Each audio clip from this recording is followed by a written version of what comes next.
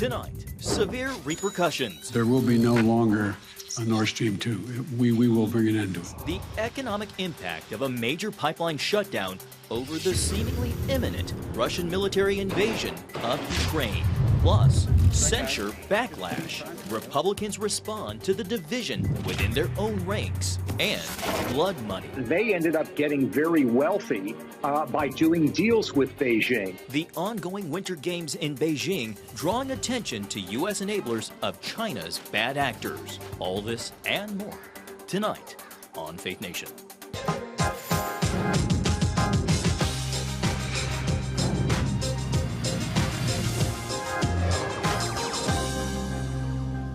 And welcome to Faith Nation on this busy Tuesday evening. I'm John Jessup. Well, thousands of American troops remain on high alert in Eastern Europe tonight as one of the top U.S. commanders talks about what the future could hold when it comes to a belligerent Russia.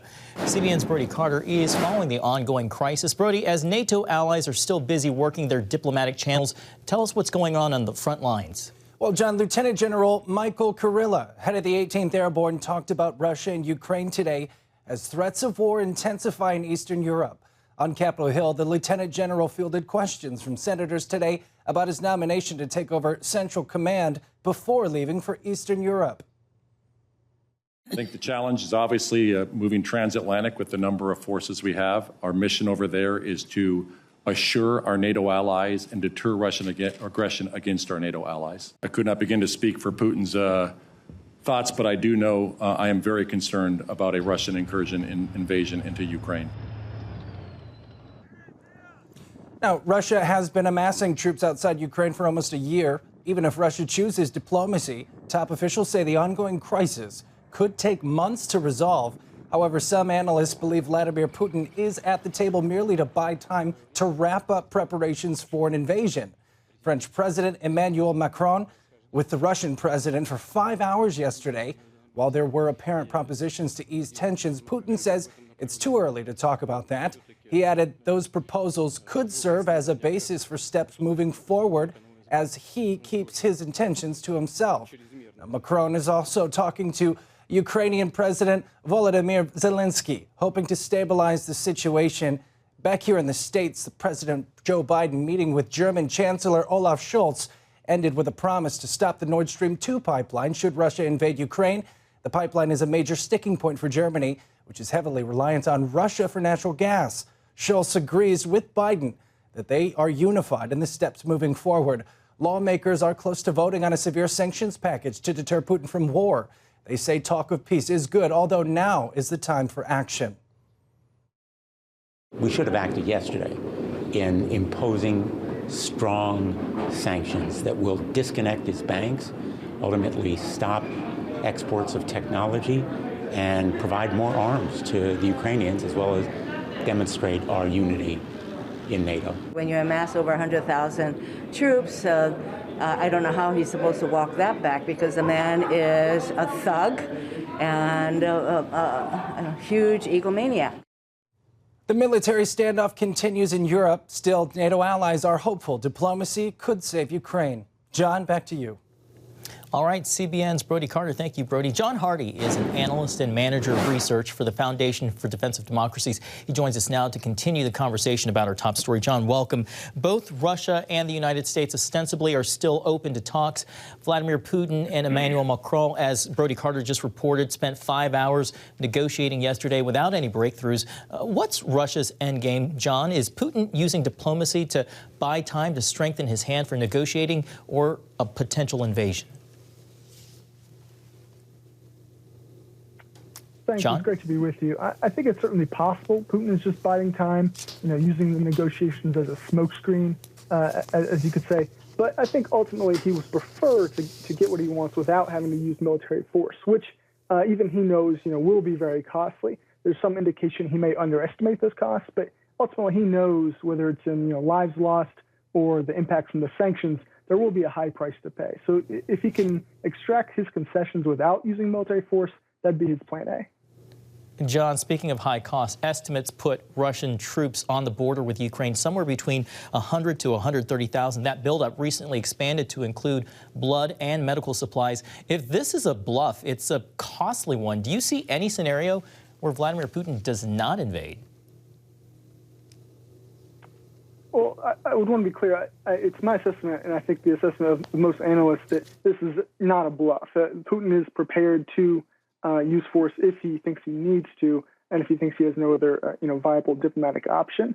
So it's certainly not just a bluff. That said, I think, like I just said before, that's not his first option.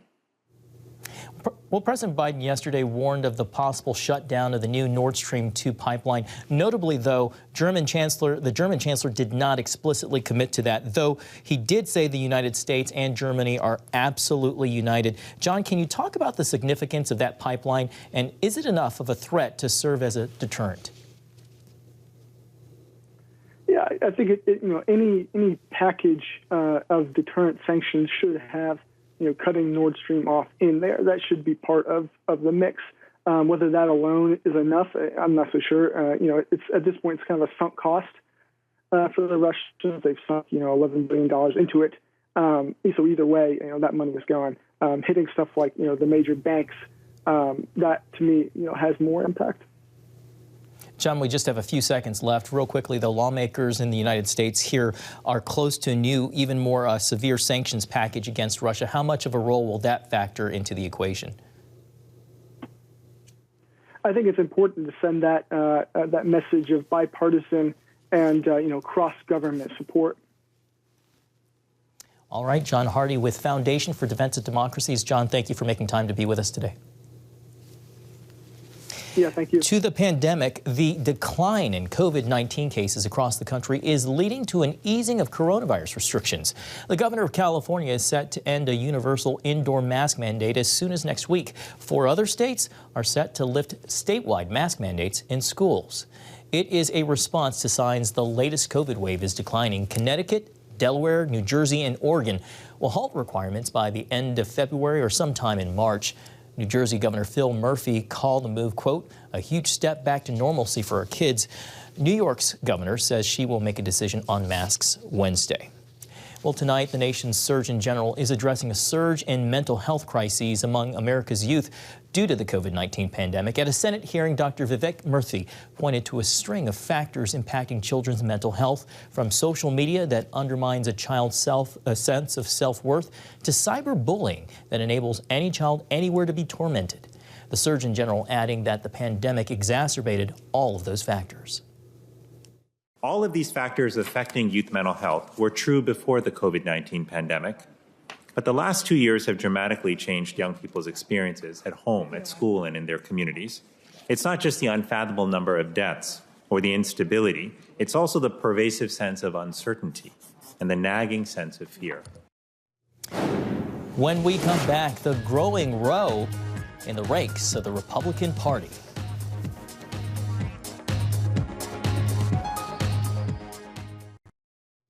Welcome back. The Senate's top Republican is blasting the RNC over censuring 2 Republicans. After the Republican National Committee formally censured Liz Cheney and Adam Kinzinger for their work on the January 6th Select Committee, Minority Leader Mitch McConnell shot back, saying that it is not the job of the RNC to single out members of the grand old party. McConnell had a completely different view of the RNC resolution, which described those involved in the January 6th attack as engaging in, quote, legitimate political discourse. It was a violent insurrection for the purpose of trying to prevent the peaceful transfer of power after a legitimately certified election. Joining us now is Ray Suarez, veteran Washington journalist. Ray, welcome back to Faith Nation. So on one side of the Capitol, you've got blowback from Senate Minority Leader Mitch McConnell. On the other side, the House side, Republican leader Kevin McCarthy defended the RNC's resolution, calling the January 6th a legitimate political, the resolution a legitimate political discourse. Where does that leave the Republican Party, Ray? Well, the motif of the modern party is its tremendous message discipline, which has allowed it to be very effective. Ronna McDaniel, the head of the RNC, is a party official and not an elected official, and she sure showed it by calling it legitimate political discourse and guaranteeing that elected officials are going to be asked about this for at least 2 or 3 news cycles. Marco Rubio continues to call the January 6th committee a partisan scam, while his Florida colleague Rick Scott called the riots disgraceful and un-American. No less than Mitch McConnell says, I think what they're seeking to find out is something the public needs to know, while the woman who took Lynn Cheney's place, Elise Stefanik of New York, is equating the riots on January 6th to the urban violence that we saw across America in 2020. So Republicans are all over the place. This is not a good look during a midterm election year. Along those lines, Ray, how much does the division within the ranks throw a wrench in Republicans' ambitions for the midterms? These are not, as you were saying, the headlines they want to see or respond to in an election year. Well, in marginal seats, largely in America's suburbs, in the big metros, you're going to have to spend time explaining whether or not a riot that ended up with people dying, with widespread destruction of property, police being beaten up, whether that was legitimate political discourse. The old saying in politics is, if you're explaining, you're losing, and that's going to give some people in competitive seats a lot of explaining to do. Turning here, former President Trump has returned 15 boxes of documents, official government records improperly taken from the White House, according to the National Archives. Some of those documents, according to the Washington Post, include notes from the former president's meeting with North Korean dictator Kim Jong-un and a handwritten letter from former President Obama when he left office in 2017. His supporters might think, big deal. Explain why this breach of protocol when it comes to the Presidential Records Act is driving the news. The law is crystal clear on this. This is not something that's ambiguous or judgment call, or maybe he didn't know. He was told repeatedly, along with word of 15 boxes of documents being taken out of Mar-a-Lago, came reporting this week in the Washington Post that the president repeatedly, throughout his 4 years in the Oval Office, destroyed documents that they were working with at the White House. And even when it was explained to him that these documents had to be preserved, according to the law, he continued to tear them up and throw them out. So this was not a question of maybe ambiguity or he didn't understand. He figured he would violate the law and see if he'd get in trouble, which, as we now know, is a kind of a Trump motif. It's not really against the law if nobody gets you in trouble for it. We've only got a little less than a minute left. I really want to squeeze this in, though. The Supreme Court shadow docket upheld an Alabama congressional map that a lower court ruled hurt black voters in the state. This after the justices agreed to hear a challenge to affirmative action at higher education institutions. Ray, what does this signal about the court's skepticism to challenges based on racial discrimination when it comes to voting or education? Well, if you or anyone you know ever questioned why the Republicans put the federal courts broadly and the high court specifically at the top of their agenda over the last 20 years, this is it. When the high court watered down the Voting Rights Act in 2013, taking away preclearance, that is, having to have those new maps inspected after a census to check that they did not reinforce racial bias, that was a big gift to the people who draw the maps across those states that lived under the Voting Rights Act. This is a huge thing and likely to be repeated in other states in the coming months. Ray, we are unfortunately out of time. Thank you for squeezing that in. Ray Suarez, thank you for your time tonight, and we'll be right back after this break. A Chinese tennis star who sparked international concern after disappearing over accusations of sexual misconduct by a high-ranking Chinese official made an appearance at the Beijing Olympics. Peng Shuai met with Olympic officials, attended a curling match, and gave an interview with Western media. But the French journalist who spoke with her Monday said it's unclear if she's being allowed to speak freely, as a Chinese Olympic official was present for the entire interview, described as a very controlled interview. Shuai said she was not sexually assaulted and that her allegations were, quote, an enormous misunderstanding. The International Olympic Committee said as a sports organization, it wouldn't judge Shuai's original claim of sexual assault. Well, China's brutal persecution of Muslim Uyghurs and Christians has led to a global diplomatic boycott of the Winter Games. Yet some of the same leaders criticizing Beijing's human rights record are personally profiting from business deals with China. CBN's Gary Lane talked with an author and investigative journalist who says he's exposed how American elites are getting rich while making China even more powerful. The first American president to set foot on Chinese soil. 50 years after President Richard Nixon opened the door to China, the country is on the verge of overtaking the United States as the world's leading economic power. So how did that happen? From Henry Kissinger to the Bush family, the Bidens, and many others, America's elite have helped China become what it is today. On the Global Lane, I spoke with investigative journalist Peter Schweizer about his new book, Red-Handed: How American Elites Get Rich Helping China Win. American elites in Wall Street, Silicon Valley, and Washington, D.C. Have been saying for decades that if we provide China with capital, with access to technology, they would liberalize and become more like us. That hasn't happened. China's actually become more authoritarian. But when they sort of pushed for that bargain, they ended up getting very wealthy by doing deals with Beijing. Schweizer contends the big money deals are hurting the USA by providing the Chinese Communist Party influence on Capitol Hill and leverage over the Biden White House. We looked at those deals that the Bidens got. There's basically 5 deals. And we looked at the businessmen in China who made that happen. And what we found is that in every single case, those businessmen had ties to the highest levels of Chinese intelligence. So this is not just a corruption story now. It has a very strong tint of intelligence, espionage, and spying. Where does Joe Biden fit into this? The assumption has been this was all Hunter sort of freelancing. What the new information makes clear is that Joe Biden and Hunter Biden, when he was vice president, and I think probably up to this day, have intermingled finances, meaning that Hunter Biden was paying Joe Biden's bills while he was vice president of the United States. So that means that while Hunter Biden is collecting the money, one of the beneficiaries of that money is Joe Biden himself. So what does this mean now that Biden is president and China is making threatening moves against Taiwan, the South China Sea, elsewhere? Is the U.S. president in a compromised position? I believe he is. Furthermore, Schweizer believes Congress should immediately hold a joint investigation into the Biden family business dealings with China, although he points out why he thinks that is unlikely. The problem is that you have a lot of people on Capitol Hill from both political parties who also have deals with Beijing. So they're not particularly interested in highlighting the commercial ties that the Bidens have, even though they are tinged with these relationships with senior levels of Chinese intelligence. It would open a whole Pandora's box on Capitol Hill. You talk about Senator Feinstein, Speaker Nancy Pelosi, Mitch McConnell, Republicans and Democrats, I might add. Their family members have business relationships with China. Are the dealings unethical or criminal?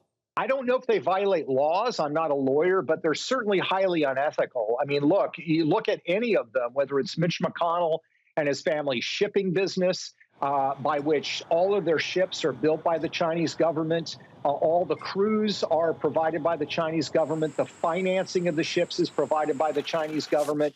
The contracts to ship goods around the world are provided by the Chinese government. They have complete leverage over him. You could look at the Pelosi's, you could look at the Feinsteins, you can find the exact same thing. This is an enormous problem of vulnerability that a foreign power that has been quite open in saying they want to supplant the United States as the supreme power on the planet, that our leaders have commercial ties that puts them at the mercy of their whims. That's a huge problem for our country, and we need to address it immediately. And the outside influence extends way beyond the Washington power corridors. Schweizer believes Silicon Valley's relationship with the Chinese Communist Party poses a dangerous threat to America's technological and economic future. President Xi of China has said that if China can become the superior power in artificial intelligence, they will seize the commanding heights of the competition with the United States. What is Google doing? What is Microsoft doing? They are actually funding artificial intelligence research at laboratories in China that are linked to the Chinese military, that are helping them in their competition with us. And wealthy friends of the CCP are influencing American colleges and universities. In his book, Schweizer writes about NBA owner Alibaba Vice President Joe Tsai, who donated $30 million to Yale. These executives linked to Chinese companies like Joe Tsai try to hide the fact that the money's coming from overseas. They list this as a donation from Tsai's American Foundation, but that American Foundation has no assets according to tax filings. He's really pulling the money from his other foundations overseas. And the reason they try to conceal it is Yale University and other colleges are required to list foreign donations with the U.S. Department of Education. It's a problem not just at Yale, but at campuses from Stanford to the East Coast. And again, they try to hide that these donations are coming from China, and it is influencing the debate on our college campuses. So what needs to be done to reverse course? Schweizer recommends several steps, including new laws against Chinese media and propaganda companies to prevent them from influencing American public discourse. He also believes strict limits should be placed on Chinese lobbying. There are at least 23 former U.S. senators and members of Congress that are lobbying in Washington, D.C. on behalf of Chinese military or intelligence-linked companies. I believe that Americans have a constitutional right to petition their government, which amounts to lobbying. I don't believe that right should extend to Chinese military and intelligence-linked companies. So we need to ban lobbying by these companies in Washington, D.C. Gary Lane, CBN News. Still ahead, a quick-thinking, self-sacrificing police officer steps in to save the day. Literally. That story next on Faith Nation. And finally tonight, a Maryland police officer's quick thinking saved the life of a student who was simply trying to cross the street. It happened Friday in northeastern Maryland when Officer Annette Goodyear was directing traffic and motioned for a car to stop. When the driver ignored the hand signal, Goodyear, as you can see here, pulled the student out of the way, placing herself in harm's way. Goodyear was struck by the car and suffered scrapes and bruises. Her injuries, though, didn't stop her from later visiting the student's house to make sure that student was okay. The town mayor is working on commendations for Goodyear to recognize her keen eye and self-sacrifice. I think she has redefined the concept of to serve and protect. Good going, Officer Goodyear. Well, thank you so much for watching. Be sure to join us again tomorrow. Hope you have a great night.